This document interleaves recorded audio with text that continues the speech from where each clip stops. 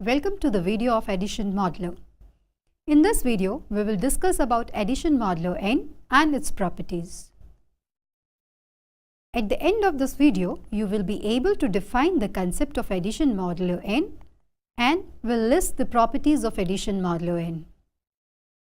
So let's start with the definition of addition modulo. It says that suppose n is some positive integer and a and b are any two integers. Then how we are going to define addition modulo? It is represented as a plus b and n is there at the base, and it is defined as the least non-negative remainder when a plus b is divisible by n. It means suppose a and b are two numbers. For what we are going to do is we will add these two numbers and we will divide it with the number n, and whatever be the remainder, it is called the addition modulo n. And this remainder r, it should always lies in between 0. It can be equals to 0, but it should always be less than n. So let's understand this concept with the help of simple examples. So first example is, we are considering the numbers a and b as 7 and 10, and the number n is the number 5. So how to find a plus b modulo n? What we will do is we will add 7 and 10, the resultant is 17. We will divide this 17 with the number 5, so the remainder comes out to be 2. So this is how we have to calculate a plus b modulo n. Another example, a is 15, b is 11 and the number n is 7. So how we get the number 5? Simple. What we are going to do? We are going to add the number 15 and the number 11. The resultant is 26. Now we will divide this 26 with the number 7. The remainder comes out to be 5. So this is the technique we are using in our next example. Here a is 17, b is 21 and the number n is 8. So we will add 17, 21, it comes out to be 38. Divided with 8, whatever be the remainder, that gives you the result. So here the remainder is 6. Again, looking at this example, here a is 12, b is 8 and the number n is 5. So you can see that here the addition modulo is equals, our number is equals to 0. How? 12 plus 8 is 20, and when we are going to divide this 20 by 5, the remainder is 0 because 20 is fully divisible by 5. Similarly, looking at another example, a and b are 1 and 1 and the number n is 7. So 1 plus 1 is 2. So if you are going to divide 2 with 7, it should be integer. So this number is less than 7. So we are keeping this number same as it is as 2. So these are few examples for the addition modulo n. And in all these examples, we find that the number r means that the remainder, it is either equals to 0 or it is number lying in between 0 and strictly less than the number n. Now look at some properties of addition modulo. First property is the commutative property, which says that if you are going to add two numbers, then the addition modulo is always commutative. Means to saying that add a plus a addition modulo b or b addition modulo a, it is one and the same thing. Why it is going to be one and the same thing? Because addition is always commutative. Similarly is the case with the associativity law. It says that addition modulo holds the associativity law, means that a addition modulo b plus c, b addition modulo c is equivalent to first taking the addition modulo of a and b and then taking the addition modulo of this result with the number c. It is the same. The logic behind this is again going to be the same one, means that addition is always associativity. So now let's understand this with the help of some example. Suppose you have a set Z4 which consists of numbers 0, 1, 2, 3, and we want to show that this Z4 is a group. Moreover, it is an abelian group with respect to addition modulo 4. So to show that the Z4 is a abelian group, what we need to show? We need to show that this set, it satisfies the first 4 axioms of the group, plus it satisfies the commutative property also. So now let's check all those things. So to calculate it, first let's calculate this table. How to calculate this table?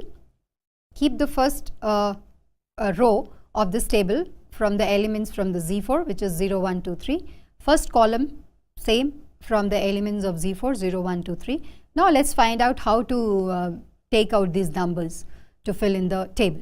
What we are going to do, first element of both row and column, it is 0 plus 0, which is again going to be 0, and 0 is the number less than 4, so we will keep it as it is.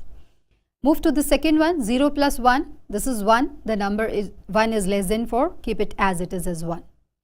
0 plus 2, it is 2, which is the number less than 4, keep it as it is at 2. 0 plus 3 is 3, number less than 4, keep it as it is as 3. Move to the second row, 1 plus 0 is 1 again, because it is the number less than 4, no need to do the division because R is the non-integer, it is always going to be integer. Second one is 1 plus 1. 1 plus 1 is 2, which is the number less than 4. Keep it as it is as 2. 1 plus 2 is 3, number less than 4. Keep it as it is as 3. The last one, look at the last column. It is 1 plus 3. 1 plus 3 is 4. So now in this case we will divide it with 4. So when you are going to divide 4 with 4, the remainder is going to be 0. So that is why 0 is kept there. Similarly to the next row, 2 plus 0 is 2. 2 plus 1 is 3, number less than 4, no need to divide, keep it as it is. 2 plus 2 is 4, so you can divide it with 4, the remainder is 0, which is written there. 2 plus 3 is 5, number greater than 4, divided with 4, the remainder is 1, so 1 is there. Moving to the last row, 3 plus 0 is 3, keep it as it is. 3 plus 1 is 4, divided with 4, the number is 0. 3 plus 2 is 5, divided with 4, the remainder is 1. 3 plus 3 is 6, divided with 4, the remainder is 2. In this way, we are going to calculate this table. So now we will check that is this table going to satisfy all the properties of the group. So first property is the closure law. So if you will look at the table, you will find that the closure law always holds there. Means that if you are taking any two numbers from the set Z4 and you are applying addition modulo 4 on it, the result is again going to be the element from the Z4. Second is the associativity law, which is also holds good. If you will look at the table, you will find out the additivity law also holds good for the case of Z4. Existence of identity element. Here if you will look at the table, so 0 is the element in Z4 and the 0 satisfies the condition of identity elements. So 0 is the identity element, means that the set Z4 has the identity element also. Now we want to show that does the inverse exist for every element of 0 or not. So let us look at this. So if the inverse also exists, this shows that Z4 is a group. So if you will look at the table, you find that the inverse of 0, 1, 2, 3 are respectively 0, 3, 2, 1. Just look at the table and find out where is the 0.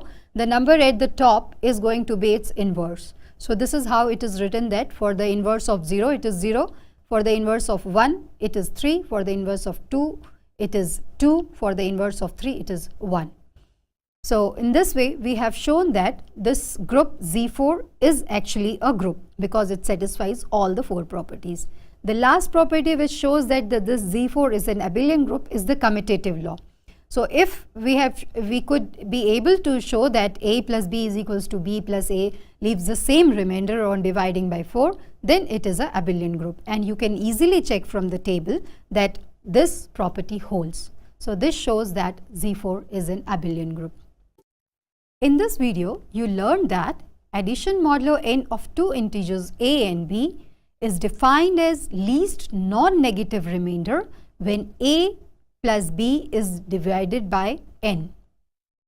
And we have studied the properties applicable to addition modulo, which is commutative and associativity.